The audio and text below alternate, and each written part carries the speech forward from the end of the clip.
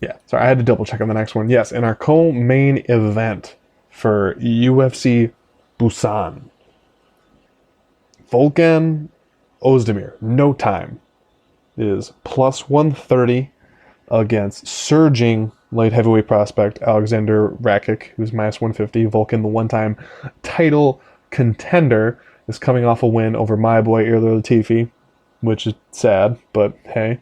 I'm surprised they made that fight because I just want to quick give a little clear on that fight. So he was supposed to fight Ilir Latifi twice over the span of a few months, and it got rebooked that many times, and then it got pushed. So I don't know. Those kind of situations always just make me laugh. But either way, he finished him because he's got some serious power. And I hate to say it, but Latifi can't handle the big, brutal power. Now he's going up to heavyweight, which makes me sad. But before we linger on that too long, before that, Dominic Reyes had a split decision loss to... Sorry. Oezdemir had a split decision loss to Dominic Reyes, which many people thought that he won. At the time, I did as well. I haven't gone back and rewatched it, and probably won't until Dominic Reyes is about to fight for the title.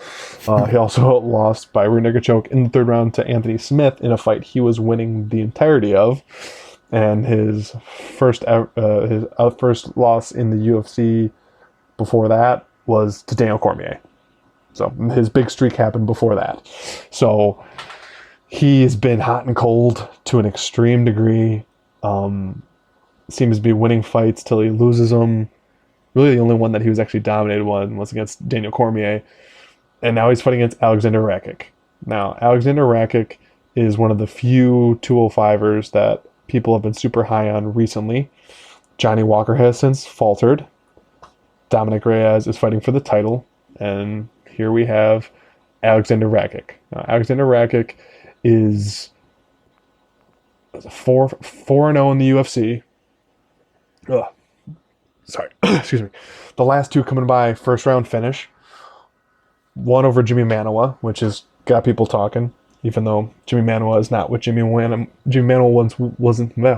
once was. Sorry, tongue-tied. Not too many big names on it besides that. I mean, he beat Devin Clark. We talked about Devin Clark a little bit earlier on, being a decent wrestler.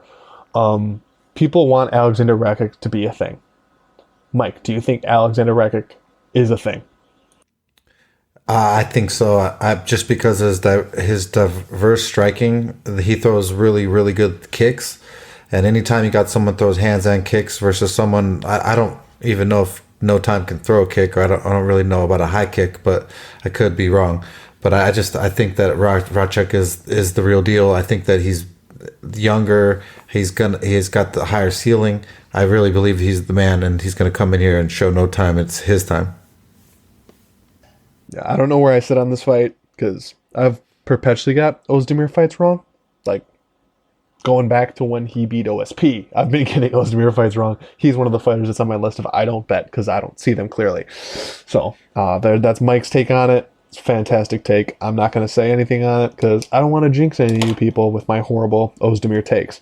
The best Oezdemir take I ever have is whenever he fights, I usually post a GIF or a picture of Ivan Ooze from the Mighty Morphin Power Ranger movie that came out in the 90s. That's my closest thing I do to help you guys out, but that's not much helping for this fight. So